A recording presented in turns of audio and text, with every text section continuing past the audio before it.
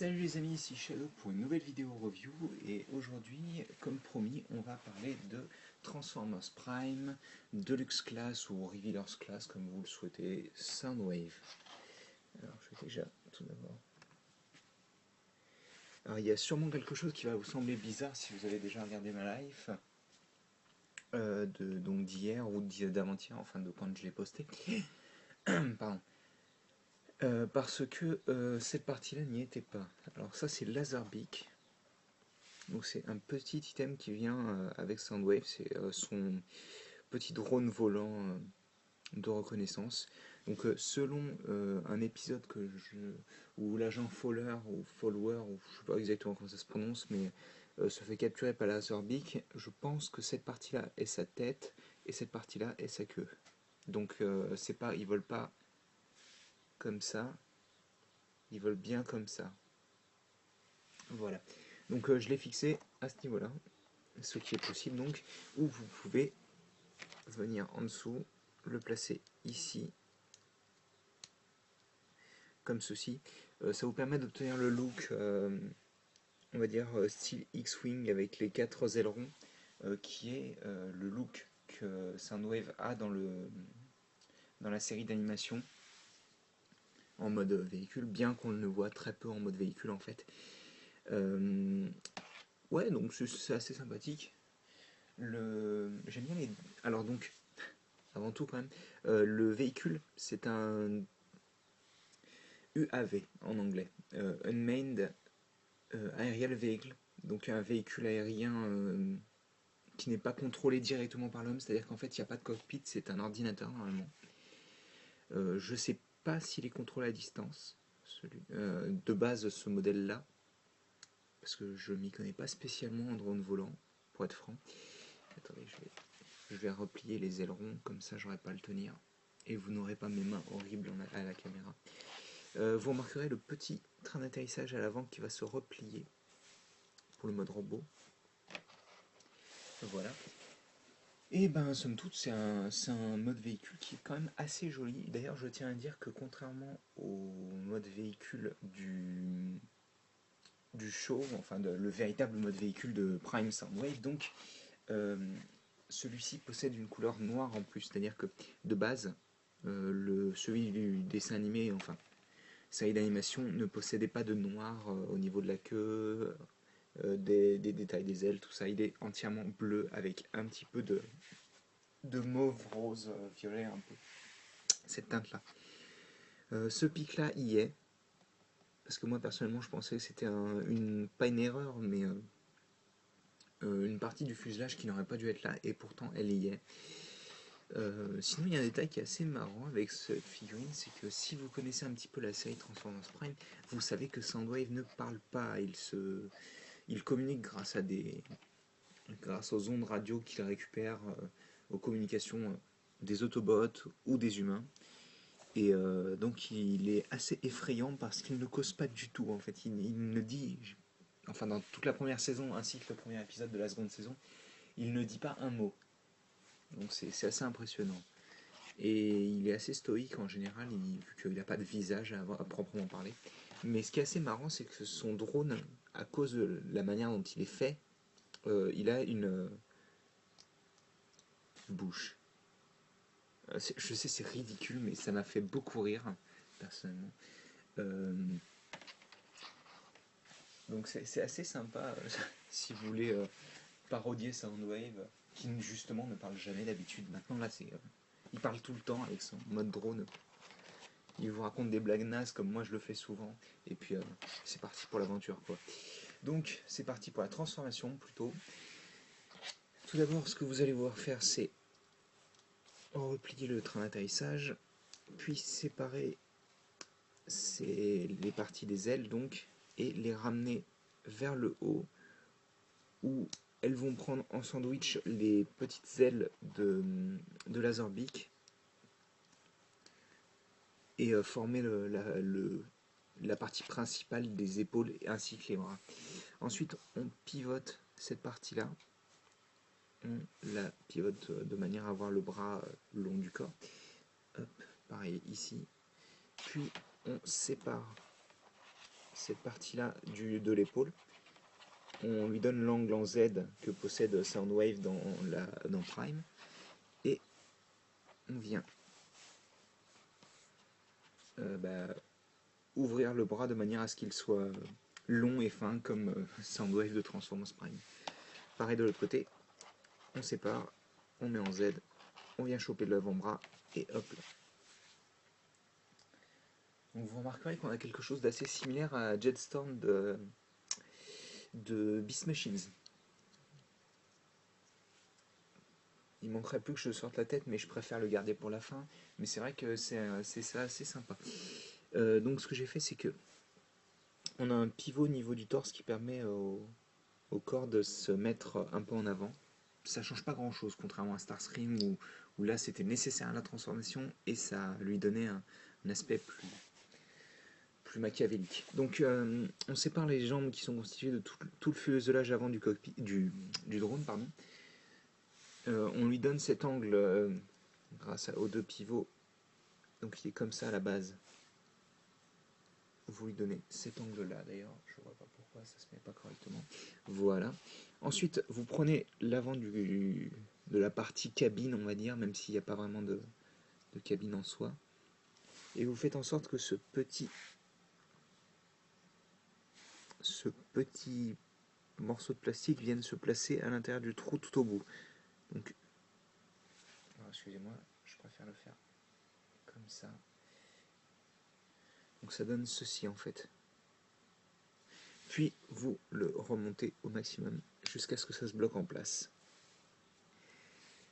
Ensuite, une fois que ça c'est fait, vous prenez le pied, vous le mettez là où le pied doit être et la partie basse de l'avant du véhicule formera le talon.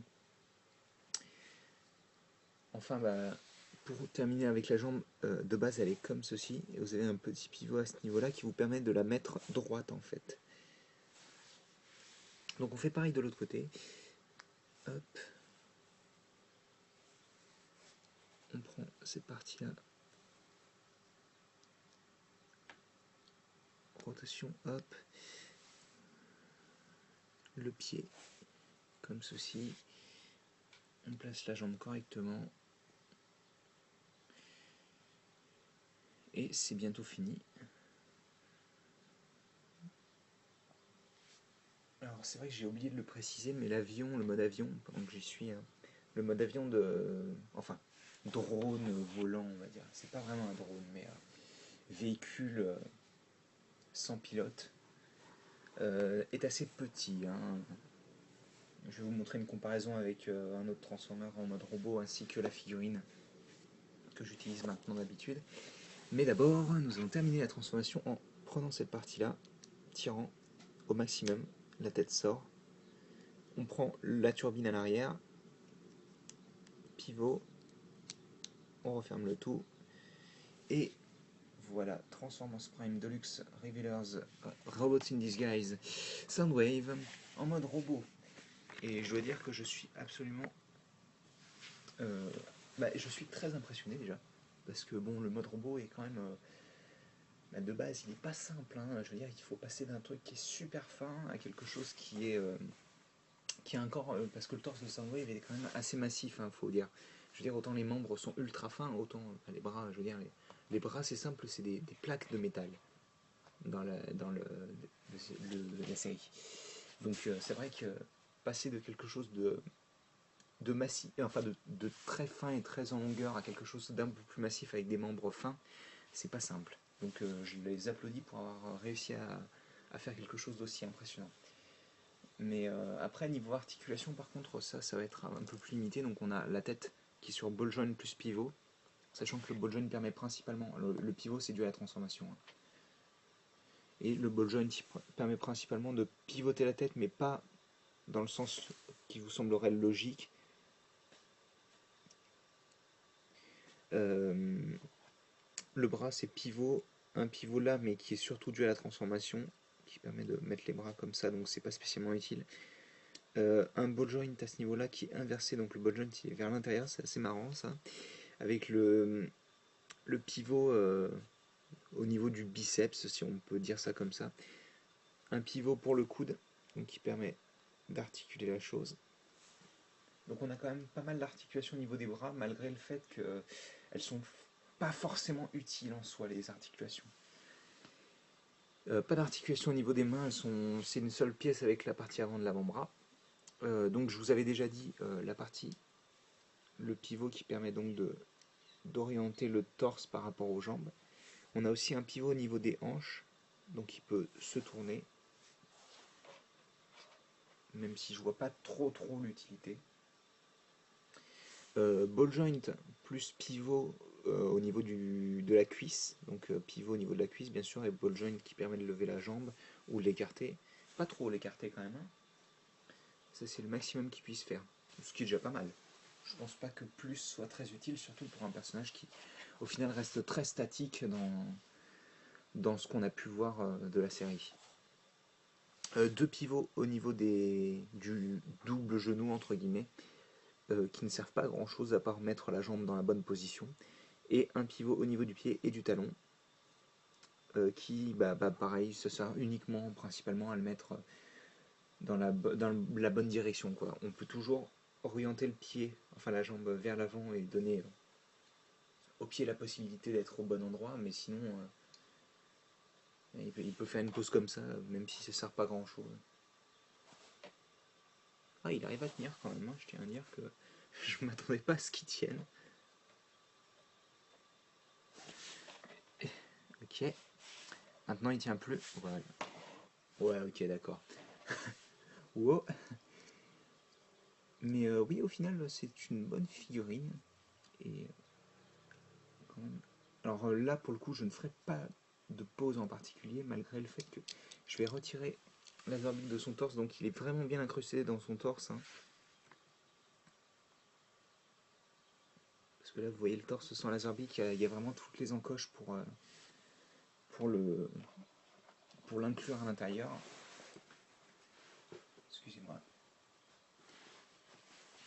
Alors, pour Lazerbeak, on prend les ailes, on les place comme ceci, et on a le personnage. Ensuite, le truc sympathique qu'on peut faire, c'est le mettre sur son poignet à Soundwave, grâce à un trou circulaire en fait qu'il y a au niveau du poignet. Et ça permet donc de placer Lazerbeak de manière à avoir à faire son rapport à Soundwave. Ce qui est assez sympa, j'aime bien l'idée d'avoir. Je crois je sais pas, j'ai pas maté le show G1 parce que pour moi c'est. Excusez-moi de le dire pour les fans, hein, mais c'est de la daube. Donc c'est vrai que j'ai pas trop. Mais il me semble. Oui, ok, d'accord, le chien qui aboie. Ok. Mais il me semble qu'il faisait aussi ça.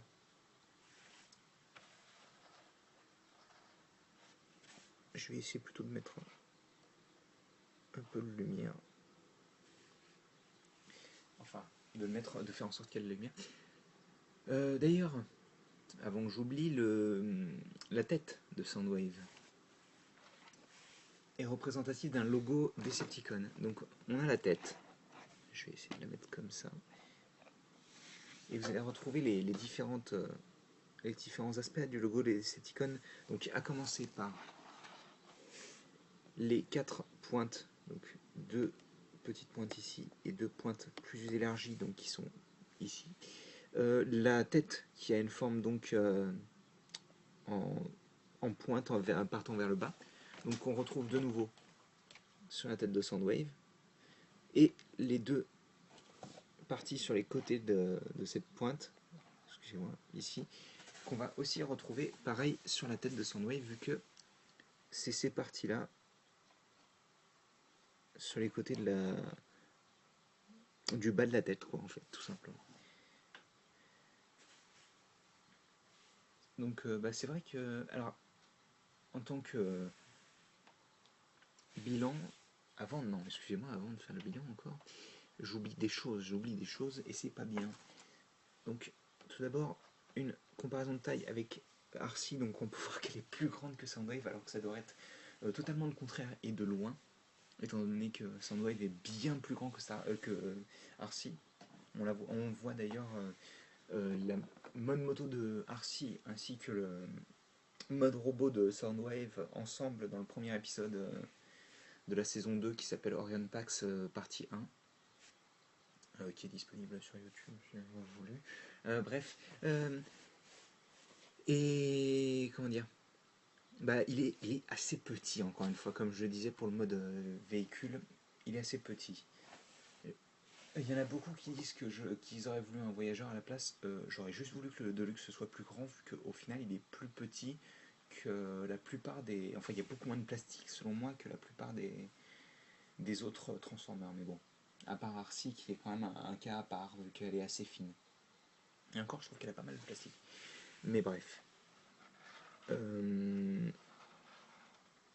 Oui, ici aussi, la comparaison à une minifig, si je retrouve ma minifig. Petite coquine, elle s'était cachée. Voilà. Donc il est quand même assez grand, on va dire. Il doit faire une bonne douzaine, 13 cm, je pense, 12-13 cm, là, comme ça, à vue de nez, on va dire. Donc c'est vrai que il, il reste une taille correcte. C'est juste qu'il n'est pas à l'échelle avec les autres. Mais c'est vrai que demander de l'échelle chez les Transformers, c'est quelque chose de très délicat. Très très délicat parce qu'on est obligé d'avoir des classes, enfin ils sont obligés d'être répartis par classe. Donc forcément on aura obligatoirement comment dire, des concessions faites. C'est pas possible d'avoir tout parfait. Enfin, bon. Moi, je tiens à dire que c'est une bonne figurine et que je la recommande si vous arrivez à l'obtenir.